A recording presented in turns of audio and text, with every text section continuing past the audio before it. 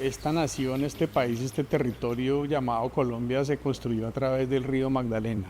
La conquista y el poblamiento hispánico se hace teniendo como eje el río. Ya habían pobladores aquí en Honda, los ondaimes y los gualíes, que eran comunidades indígenas justamente por el tema del río. Un lugar donde habita y es ocupado por una diversidad de grupos humanos.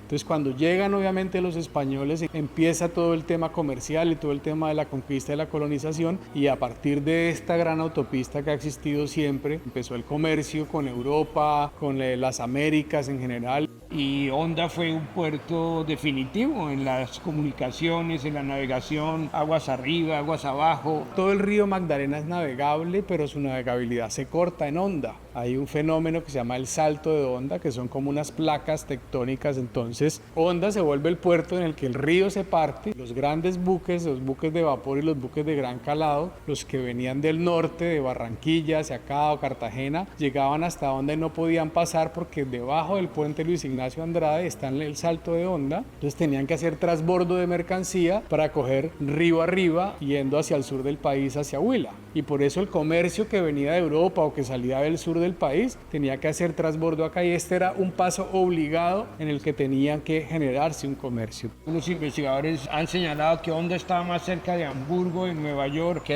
de Bogotá. El río es un elemento de viaje. Los habitantes de Honda están acostumbrados a recibir personas de todos lados, mundo de comercio, una ciudad volcada al mundo. Acá se instalaron empresas, industrias, grandes trilladoras de café, de algodón, cervecerías incluso muy importantes, hubo bancos, consulados. Y muchos de esos aspectos de la vida comercial, de la forma de su arquitectura, de las maneras de vivir de la gente, han sido marcadas por ese río siempre en movimiento, siempre fluyendo. Honda fue de alguna manera el epicentro comercial y la capital comercial del país hasta quizás la década del 40 o 50. Empieza un tiempo un poco como de depresión de la ciudad. La ciudad le afectó también mucho la tragedia de Armero en el año 85. Ya después se desconectó un poco la ciudad porque se acabó un poco la navegabilidad del río Magdalena, el ferrocarril también desaparece el cable aéreo que conectaba Manizales con Mariquita y Mariquita a Honda con todo el tema del café, y entonces Honda como que entra un poco en esta depresión, pero hace unos 10 años empieza como a replantearse y a ser consciente de toda la riqueza que tiene cultural y patrimonial. Honda, la ciudad del río.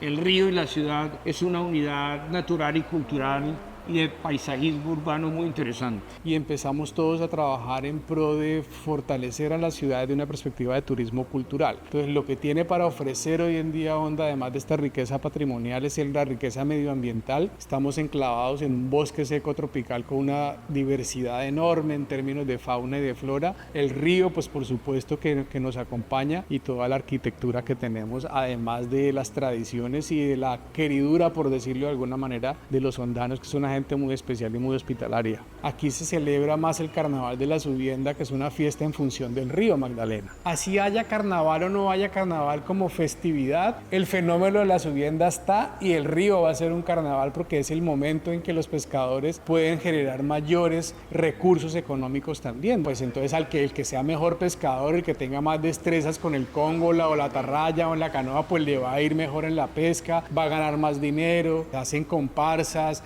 hay concursos sobre la atarraya que se abra de manera más amplia, el que pesque más pescado, el que mejor cocine, la cocina tradicional, el viudo, todo muy arraigado en las tradiciones, en los oficios y en las artes de los pescadores, que son obviamente los protagonistas naturales de esta ciudad y que lo han sido siempre. A medida que avanzamos en el final de este recorrido, resaltamos la importancia del río Magdalena como fuente de vida, caudal de gente, corriente de historias y culturas aquí en el municipio de Honda. Van a encontrar además una riqueza arquitectónica, una riqueza cultural, medioambiental, una gente maravillosa, hospitalaria. Es una ciudad muy bella, rica en historia, y estoy seguro que les sorprenderá.